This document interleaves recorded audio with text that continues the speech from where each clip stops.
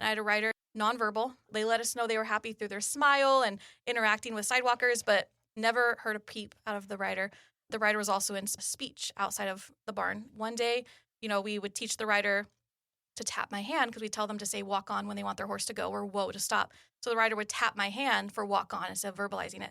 And it was just routine. And I put my hand up and I said, okay, tell your horse to walk on. And the rider tapped my hand and verbalized in the softest voice, walk on. And I think every volunteer in the arena, I started crying. The parents were up in the stands watching, just so excited. It was one of their first 5 words they said. And it was just such an exciting moment.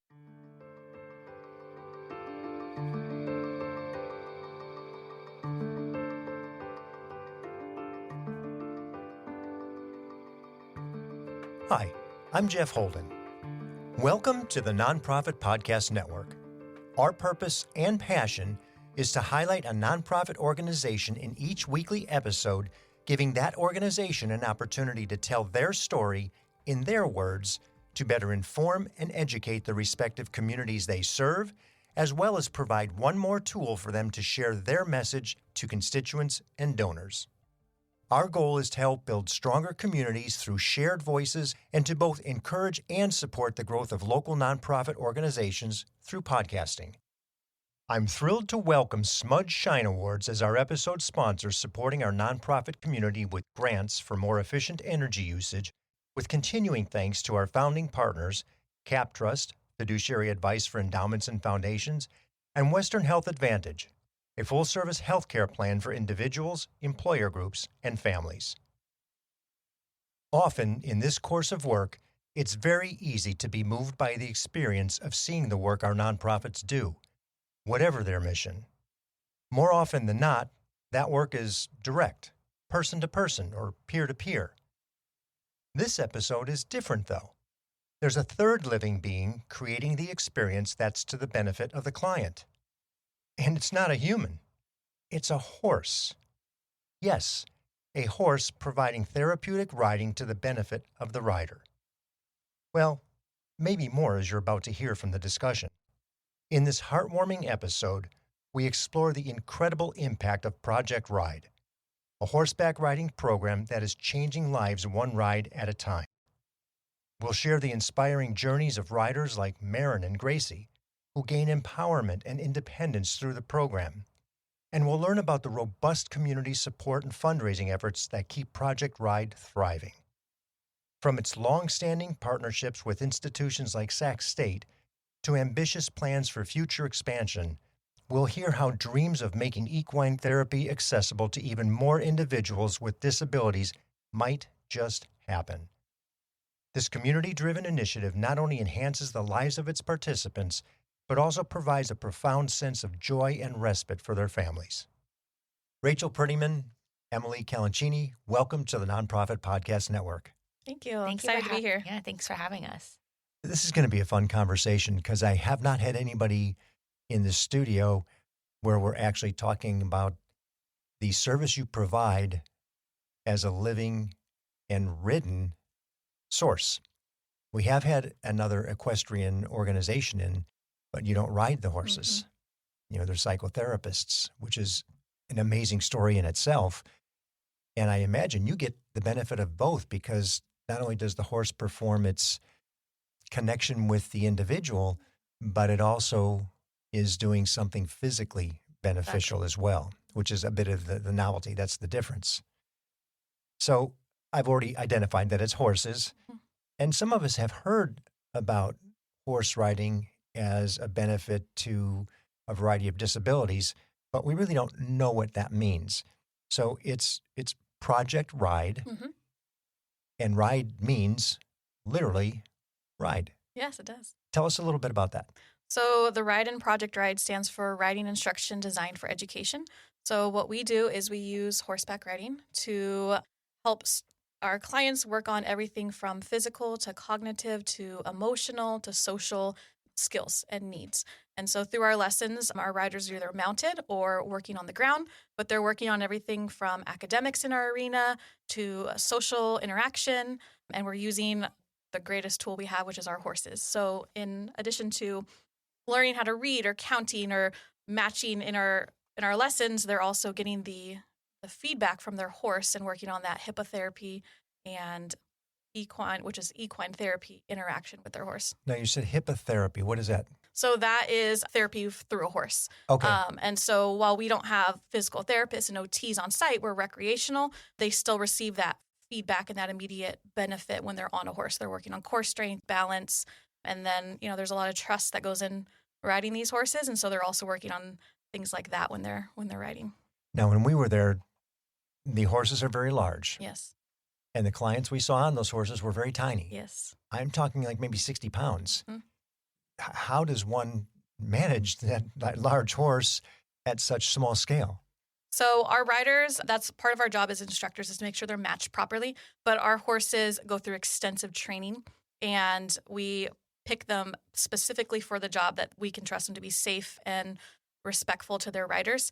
And so we train them, we have them ready for their lesson, and these riders put their trust in us and hop on these huge animals. Yes. And take control. Like you saw in the video, Maren and Gracie, they are two of the riders who are willing to get on our newer horses or our faster horses because they love it and they know that they're safe when they're riding it. And we just have stellar horses. So we don't have this as one of the questions, but I'm curious, where do the horses come from? We don't go out and buy our horses. Other centers have a budget to buy their horses. We are very community-based. So we put the word out and we take horses on donation. So we do like a care lease. So we take care of their basic needs, vet bills, and the owners will lease them to us. And so we just advertise on social media. We go out to horse shows, and we usually get horses that are in their retirement age. So they've done their career, they've done their showing and competing, and they come to us because, maybe their owners need a younger horse, so they don't have the space for them in retirement. And then we take care of them and give them a second job that's usually, they like it better than their first job. Second career. They have the best care. Our volunteers at the barn and at our ranch take care of them exceptionally well. And they're carrying precious cargo, and they start to bond connections with their riders, and you can see them recognizing when certain riders come to the barn. So it's a nice gig for a horse, especially in their older years. Yeah. I would imagine. Yeah. It's a light rider. They don't have somebody weighing 180, 200 pounds. They're not jumping back. over jumps. They're not racing down the racetrack. They're taking, their riders around the arena for a fun ride. So they love it. The program has been around for a while, and I'm guessing probably longer than you. Yes. Tell us a little bit about its tenure in the community. Yeah, so when we started 46 years ago, it was just a little arena behind Jessie Baker School. It was started by OT that worked for the Jessie Baker School, and she saw a need, and so she started it. And they used to bring the horses in every day for lessons, where now they live on site during the week. And through community support and amazing donations throughout the years, we've been able to build to having 2 arenas on site, the covered barn. So it's been a long process, but the process has worked because of the community and their support. And it's an impressive facility. You've got the stables, the actual barn itself, or the stadium. I don't know what you technically call that. The arena, thank you. And it was spectacular, not to mention the grounds outside that are fully utilized as well. Who is it you see as the greatest beneficiaries? So our clients obviously are, they're receiving the benefits from the lessons. So they're working, like I mentioned earlier, everything from physical to cognitive skills and activities in the lessons. And so we have riders who come in who can't sit up in their chair because they have weak core muscles. And after riding a couple sessions with us, they're sitting up independently, like you saw, steering their horse and taking control on their own. So we have a exceptional staff of instructors who are working very hard to meet the goals for our riders. So they're receiving a lot of what we have to offer. But, if going beyond that, if you were to come into the barn as a volunteer or a staff member in a grumpy or a bad mood, you leave with a smile, because as much as we give to our riders, they don't realize they give so much back to us just by being them. So our volunteers and our staff, I know personally, I left a career as a teacher to work here full time because of how much we get back working with this population. Just, it's amazing to see what they have to offer. And as much as we give them and provide them, they give back to us too. What are some of the disabilities you see? So we have a wide range, for everything from autism to, speech delay to cerebral palsy, strokes, traumatic brain injuries. We have a wide range. As long as you have a doctor's diagnosis, we take pretty much anybody. And so we have everything physical, emotional, anxiety, all the way up to, a severe physical disability. Youngest to oldest? We start at age 3 and we go up as long as you can sit upright on a horse safely. So, And if I'm not mistaken, you told me you had somebody in their 80s? yes. Yep. Which is amazing. Mm-hmm. How does one become a client? So we have an application process. On our website, we have a doctor's medical form that you have to have a doctor fill out with your diagnoses, and then a release of liability form. And so once you have the paperwork done, you submit it to our office, and then one of our instructors will call you for an assessment. So you would come in, complete your assessment, and then if your availability matched a hole that we have, a time slot, then we would sign you up and bring you in the barn. And if I understand correctly, matching a hole or time slot is very difficult at this point in time because you're booked out. How long is the waiting list? A year, couple years. I think we have around 200 on our waiting list right now. And so as we keep track of their applications and as their applications start to expire, we call them up and we have you redo your paperwork so that whenever we have a spot, we can plug you right in. And accommodate whatever that individual is. Exactly. Which is something we'll get to in just a little bit about the need for more. Because if you are that booked out, you have 200 people on a waiting list, obviously the demand is there. And what's the geography that you serve? So we serve the greater Sacramento. Okay. We have some clients drive as far as, El Dorado Hills area, just because there's not very much of what we do in this area. And we are a little bit more unique in what we offer. So we offer a lot. We serve a really big population, basically just greater Sacramento. That's okay. So maybe the 4 counties? Yeah. So you could see somebody from Yolo, Yuba, El Dorado, Placer. People will drive sometimes over an hour away to get to us just for their weekly ride. We definitely have more local riders than our farther away ones, but we do see them coming from over an hour away. Our volunteers also, they'll drive that far also just to come in and help these kids ride. That's amazing. Yeah. So the benefit to the volunteers is significant enough to say it's worth my trouble in time and gas to get there, not something just that's really close and easy to get to. They enjoy it that much. Exactly, yes.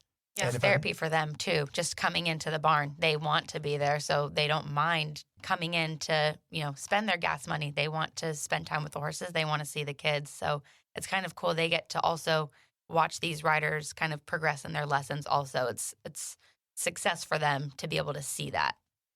And you have some long-term volunteers as well, if I'm not mistaken. Yes. Yeah. One of our volunteers, they've been there probably almost since the beginning, at least 30 years minimum. They've always been supportive of the program. They've been there from the very beginning, and they're still volunteering with us today. So they come in once a week, and it's great. Success stories. Give us a couple examples of stories of children or adults or whomever that have come through the program and what the benefit has been on the outside of it. Are they ever done with the program, or do they have a shelf life on that program? So they're never done. Personally, my brother rode when I was growing up, and now due to some of his surgeries he's unable to ride anymore, but he still comes in the barn and volunteers and checks in, not just because I work there, but our riders, even if they kind of some of them, age out, they want to try other things in life, they'll still come back and visit, or they'll volunteer if they can't ride anymore. Success stories, I'll give one of mine. I had a rider, I used to teach on the weekends, and I had a rider in nonverbal, and they would come in, get on their horse, and they let us know they were happy through their smile and interacting with sidewalkers, but never heard a peep out of the rider. The rider was also in speech outside of the barn. Mm-hmm. And one day, we would teach the rider to tap my hand because we tell them to say walk on when they want their horse to go, or whoa to stop. So the rider would tap my hand for walk on instead of verbalizing it. And it was just routine. And I put my hand up and I said, okay, tell your horse to walk on. And the rider tapped my hand and verbalized in the softest voice, walk on. And I think every volunteer in the arena, I started crying. It's not hard to make me cry, but I started crying. The parents were up in the stands watching, just so excited.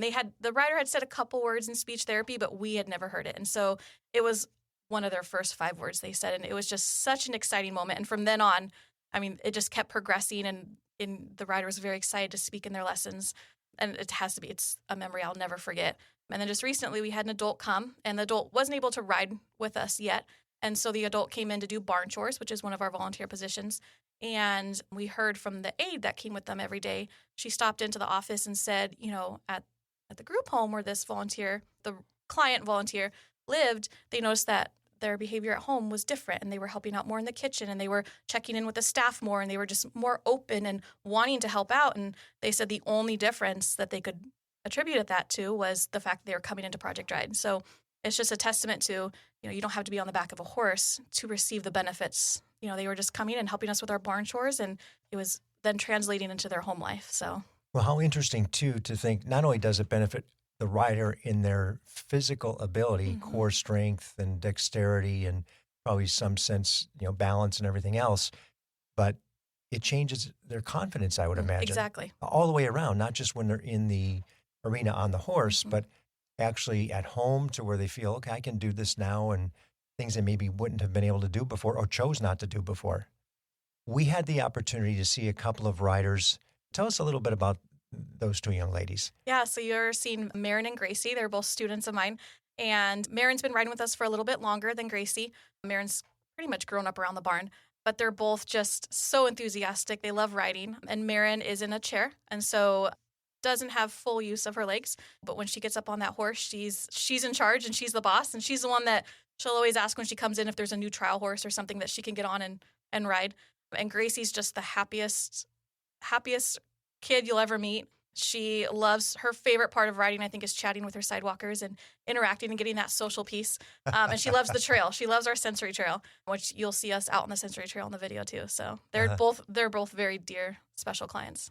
I've been riding since I was 5. My favorite thing about Project R.I.D.E. is probably just like the experience of riding the horse, since most places aren't so ADA compatible. My favorite thing is probably just being in control. I get to see horses. They make me brave. What about parents? What do you hear from parents as they see their child evolve and mature with the horses? When we started Project R.I.D.E., we were looking for a place that our daughter was more than just a diagnosis. And this place brings her joy, and the people here don't see a diagnosis in her. They see her as a whole person, and I appreciate how they love her so well. And of course, the horses have given her confidence, and I think it's a gift that I will always cherish.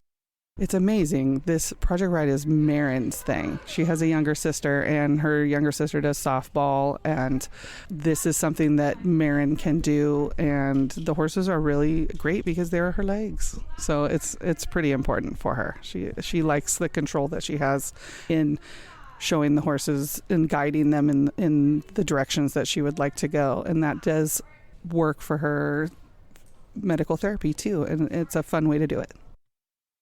So speaking personally, I know that in addition to watching their child, it's Project R.I.D.E., when they come, their child gets to be normal. In so much of the world, there's modifications and adaptations their child needs to be successful and to do everything else that somebody of their age is doing. But at Project R.I.D.E., everything's modified for them. So they get to come in and just see their child be normal in a sense. And it gives them a break. I know watching my parents with my brother through the years, they're 24/7. As a caregiver, you're on all the time. And so they get to come. Some of them, bring a book and sit and take a break. Others are taking pictures of them or of their child riding. But it gives them a time to take a breath for themselves and then see their child succeeding in a world that's, they're not always able to, the world's not always accommodating and helping them succeed. And, their riders are meeting goals and doing things that you wouldn't expect. Looking at our two riders, you wouldn't expect them to be up on top of a horse. No, not at all. Taking charge, and, trotting and increasing in speed on their horse. And last week I found out that Maren did 2-point, which is actually standing up out of your saddle and getting into a jumping position. And her mom was so excited that, she was able to figure out how to use her leg muscles to do that. And so it's just, I love the fact that we can not only give their child an opportunity to be normal, but to see what they can do and to kind of push those limits in a safe way. What do you hear from the parents about that respite, or that opportunity, as opposed to just what they see on the child side of it? What about their personal side of it? Well, it's needed. Like I said, they're nonstop going. And how long is a session? 30 minutes. Okay. So even a 30-minute breather, like I said, some will bring a book, some will go take a walk on our trail. It's just 30 minutes where you don't have to worry. Like personally, again, bringing back to my brother, I know there's constant worry. There's always, is it okay? Is his breathing okay? Is this okay? And so they have 30 minutes where they can just watch their child or just go take a breath and relax. And I think that's, I love that part of what we can offer them. We'll be back with more from Rachel and Emily after these messages from those who support our nonprofit community in so many ways. Make our communities bright with Smudge Shine Awards. Now through July 31st, your nonprofit can apply for a chance to receive funding for projects that improve and revitalize communities in our service area. We're seeking proposals that support zero carbon workforce development, environmental justice and equity, inclusive economic growth, and STEM education. Smudge Shine Awards are competitive and funds are limited. Submit your proposal by July 31st. Learn more at smud.org/shine.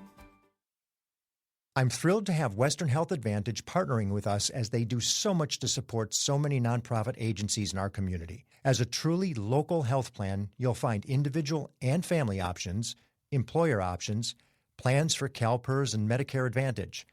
From medical services to pharmacy, health and wellness support, as well as behavioral health care, Western Health Advantage has a plan that fits what you need. As an employer, for profit or nonprofit business, individual or family, you can find more at westernhealth.com.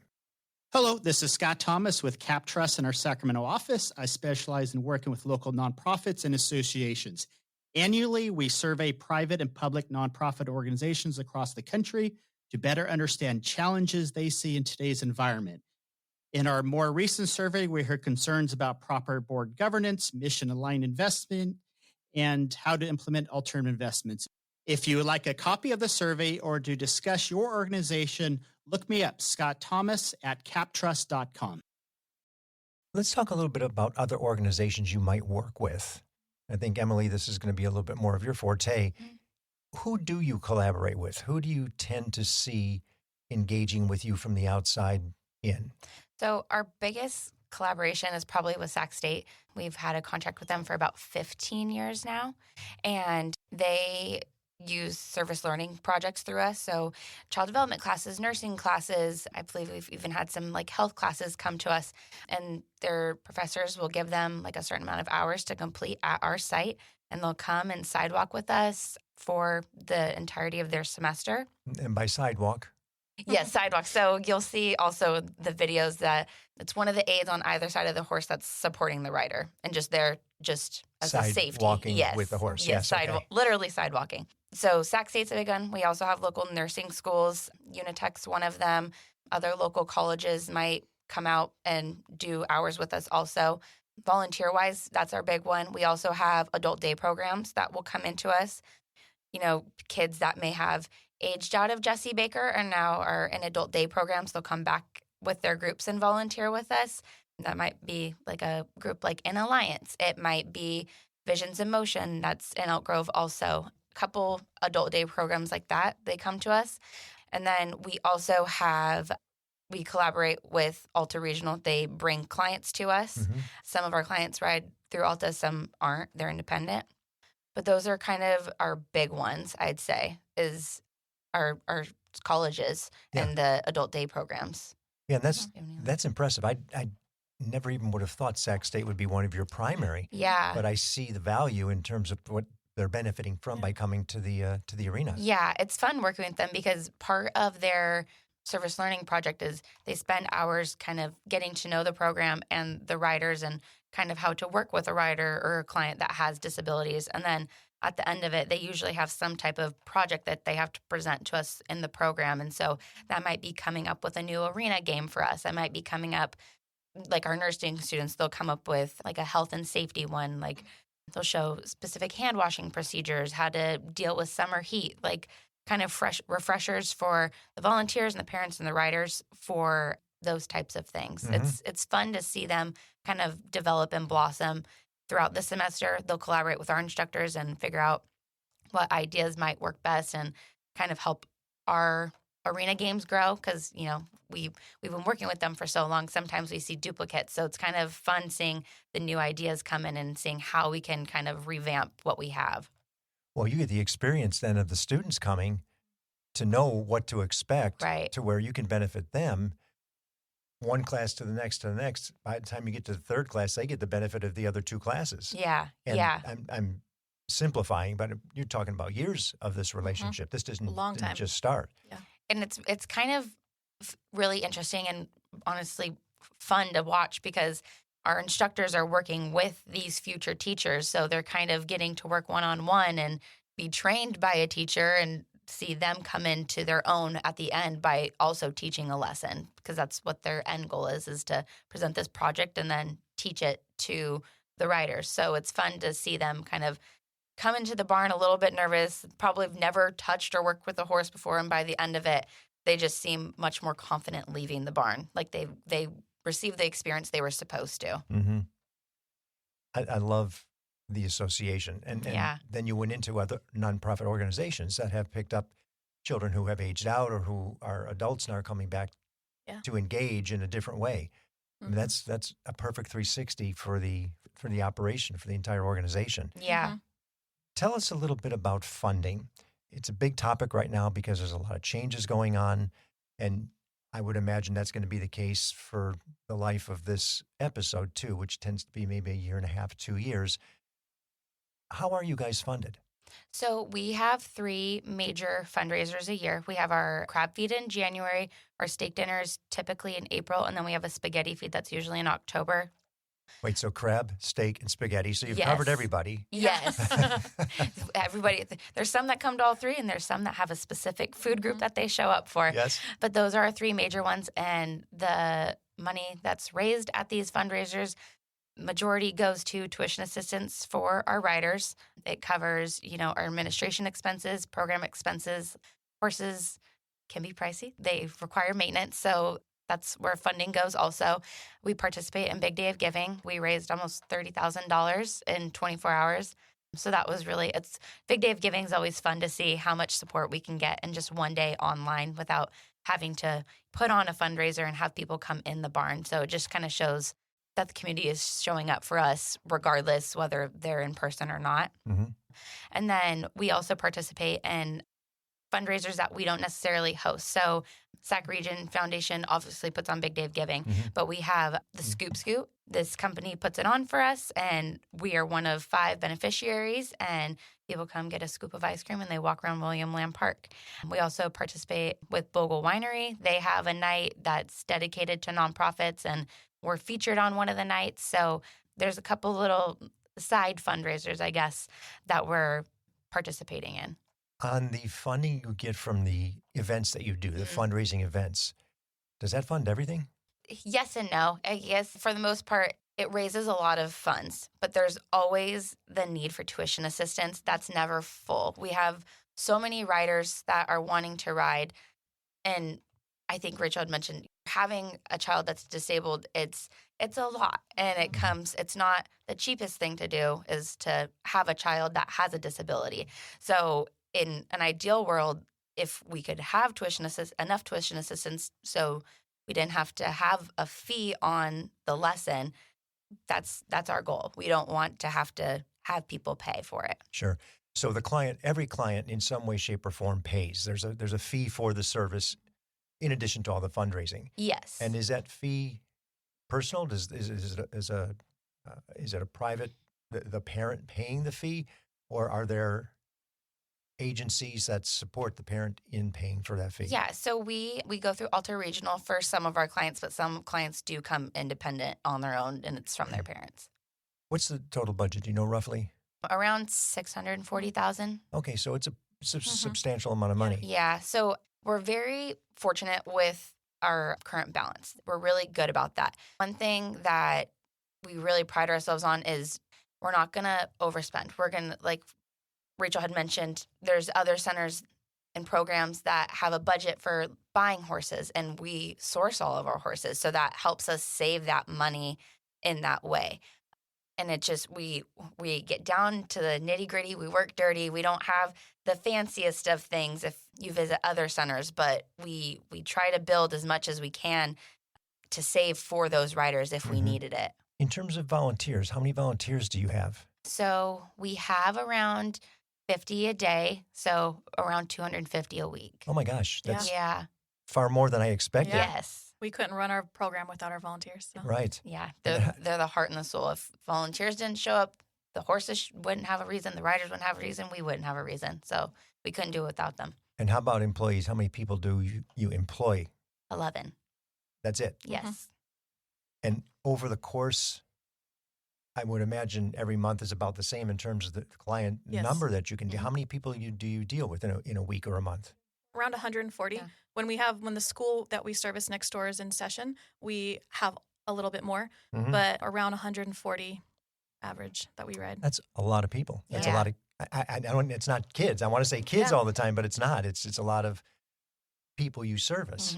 And I think that's amazing. Yeah, and I think that's what it might look easy to put a kid on a horse and have or an adult. Oh no, anyone we on a saw horse that. to ride around. I know that's not easy. It's not. You have to. The horse is giant. Exactly. You have to walk up to a staging area. Exactly. Yeah. Especially for a child in a chair, and then get them onto the horse. It was incredible. It's not what I expected. Yeah, and so that's what our instructors on a daily basis, they're looking at the riders they have. They may have a 3-year-old who's totally ambulatory, hopping on a horse and can go and ride. And then the next lesson, they have somebody who has no use of their legs and is an adult, and they're having to switch gears and constantly watching to see how they're feeling today. Are they weak? Are they strong? And our instructors are going nonstop riding that many riders and just constantly problem solving and doing their best to keep them safe and give them the best ride they have. So we are so proud of who we have as instructors. Even our volunteers with like you had mentioned, the instructors kind of having to quickly shift gears. It's also our volunteers, if we have a kid who's able to hop on quick and then we're moving to another horse with another rider who might not have use of their legs, the volunteers quickly rushing to get a different tack to put on the new horse. So it's a lot of rushing around, but we do it in order to get as many riders in as possible. You're tight on your half-hour windows. Yeah. You have to move them through. Yeah. All right, so this is the fun question. Money's no object. And you have some significant donors in that area. And they came and said, here, Rachel, Emily, this check is blank. If you give me a good enough reason, it's yours. What would you do? So I'd start with tuition assistance and cover every rider for a year plus. I would love to see our riders come to register and start riding, and that not be a concern for them and their families. Beyond that, you got to see in the video our Racewood simulator, Buster Brady, that we absolutely love. That came from a very generous donor who literally just surprised us to cover the cost of the simulator. And let me explain just for a second. The simulator, for lack of better description, we've all seen a mechanical bull and what that looks like. This is a mechanical horse. Yes. That, it's not going to buck you off of it intentionally. Thankfully. It's meant to teach those who maybe aren't ready for the horse yet, or maybe never, because it's controlled. Exactly. But it does everything in the experience of a horse ride. And I can say that with confidence because I did it. Yeah. As did our producer Sawyer, who wanted it on its fastest gate. Exactly. Yeah, no, it emulates exactly what you would get on a horse, if not a little bit more. The faster speeds that you were talking about, we couldn't do in the arena with our riders. Yeah. And so they can feel what that feels like on the horse. We even have able-bodied, very accomplished equestrians coming in and taking a ride on it after a bad fall or an accident. They need to get their confidence and their stamina back. Everyone uses it. The instructors get on to keep their skills up. It's a very amazing tool. And like you said, if a rider's a little too worried about getting on a real horse, they can start on Buster Brady, work up their confidence. Or if they can't get on a horse, we have the lift in the room and we can lift them up and seat them on Buster. We are so blessed to have it. And this is not a cheap piece of equipment. It's an incredibly expensive one. Yes. And I think what's even more exciting is it's one of only 4 that we know of in the country, in the United States. And you have it. Yeah. Came all the way from United Kingdom, so. Yeah. What an amazing opportunity for people to learn on something that is really rare. So back to the dream. Yeah. We want how many of these things? We want 3. So there's 3 models. We have the dressage version, and there's a racing and a jumping version. So I'd love to have that in the barn to give our students the feel of what it feels like to jump a horse or to go down a racetrack. And that's also working different muscles that our current simulator wouldn't work on, muscle groups. So we'd love to have 2 more Buster Brady barns. And then, Project R.I.D.E, we're so excited. We're outgrowing what we have. We have, like I said, a wait list of 200 riders. We would love to get that wait list down to 0. And so, thinking big, we'd love to have another site that we could offer more services. Maybe we could bring in PT and OT and have mental health services, or at least get the rest of those kids on that wait list riding. So another site, more horses, so that we can, clear off that waiting list. And But as soon as you clear it, it'll there's be more back. come. Exactly. Then we'll just have to franchise and get more locations. Project open. R.I.D.E all over the country. So, are there other affiliates that you work and talk with that are in similar situations around the country? yes. So we're under the Professional Association of Therapeutic Riding, PATH, and there's PATH centers like us all over the country, and we work with them. Another instructor and I were just in Texas earlier this week at a workshop. And so we are getting ideas from them, sharing ideas from our center.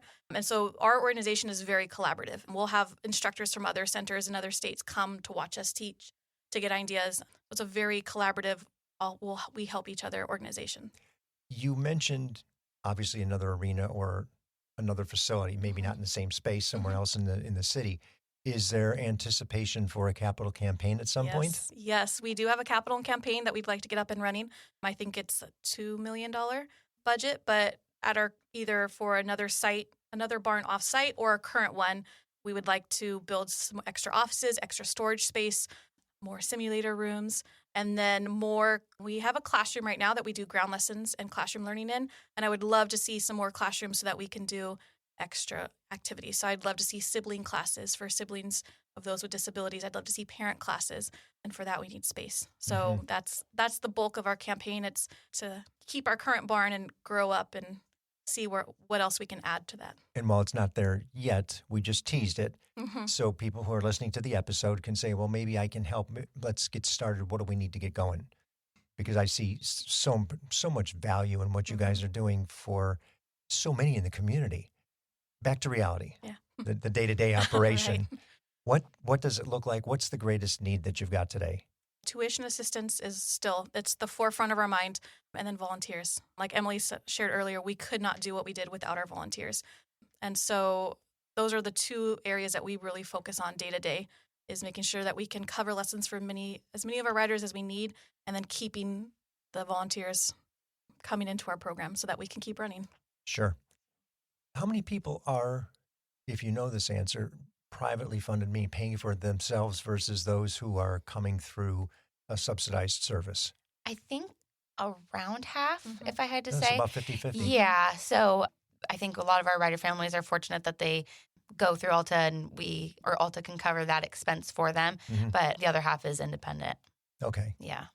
So really none of the money comes from grants or federal funding or contracts locally with the state or county. It's really paid through either Alta or individual. For their tuition and stuff, the majority, yes. We do write grants and we will connect with city things and work along those lines. But for the majority of it, it's out of Alta or out of their own pockets. Because, we might get the grant, but it's only for so much and it'll only last so long. So And maybe only for a specific thing. Exactly. Right. They're specific. Yeah. Right. Which is good. It's good that you're not reliant on that because we don't know what the state of that looks like going forward. Yeah. And the likelihood is those organizations who are more self-sustaining are going to be the ones that will sustain because they're not going to lose 60, 70, 80% of their budgets Right. because of the reliance on what may have changed. And I think that also kind of falls back on like how much we've been able to build our budget up to be that $640,000 that we are operating on. For us being so cautious with how we're spending our money because everything's uncertain. Nobody knows what could happen. So I think for us having that budget helps us long-term plan and feel more secure. Rachel, what's the best way to learn about the program, whether I'm a parent or I'm somebody that's interested in donating? Where do we find information out about it? Yeah, so the best way to go is to our website, projectride.org. So we have tabs there for prospective clients, volunteers, if you want to volunteer with us, if you want to make a donation, whether it be TAC, horse, or a financial donation, there's information there. Or simply just call up the office and ask for Emily or Rachel and come in, stop by, and we'll give you a tour and sit down with you and just share what we can. You want to give us the website? Yes, it's www.projectride.org. Okay, and we'll have that in the show notes. And what's the number if I want to call and say, I want to come for a tour? Yes, it's 916-685-7433. Okay. So many organizations do so many things that we're familiar with. Project R.I.D.E is one of those things doing something most of us never even knew existed, or at best, we maybe heard something about it. But giving those with the disabilities the opportunity to experience nature on a living thing, and I know that's a big part of getting out of the arena into the ride and the trail, is just amazing. But it teaches them their balance and control and independence, even if it's just for 30 minutes. It's significant. What a blessing you're giving the families, the respite for the parents. And I saw firsthand the enthusiasm of those two little girls riding the horse and the excitement before they got on, and then when they got off, not only from the children, but the parents as well, in just 30 minutes. It was amazing to me. Not to mention I got to ride Buster Brady too. I got to ride a horse. What you have in Elk Grove is absolutely, simply amazing. Thank you. So I thank you both for your commitment of support with those with disabilities and for your team, both human and horse. You guys are awesome. Thank you so much. Thank you for listening to the Nonprofit Podcast Network. I hope you enjoyed the episode.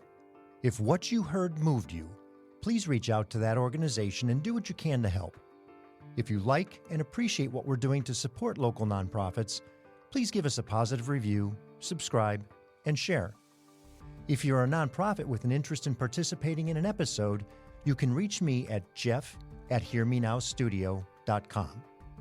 Once again, we're grateful for the businesses who have made this program possible. CapTrust, fiduciary advice for endowments and foundations. You can find them in Sacramento, Roseville, and Folsom. CapTrust.com. SMUD Shine Awards, helping support our nonprofit community with grants for more efficient energy usage. smud.org/shine. And Western Health Advantage, a full-service healthcare plan for individuals, employer groups, and families. westernhealth.com.